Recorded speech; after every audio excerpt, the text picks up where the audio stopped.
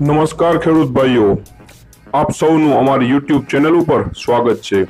અહીંયા તમને દરરોજ તમારા વિસ્તારની માર્કેટ યાર્ડના ઘઉંના ભાવ જાણવા મળી જશે। એટલા માટે આ ચેનલને સબસ્ક્રાઇબ કરવાનું ના ભૂલતા।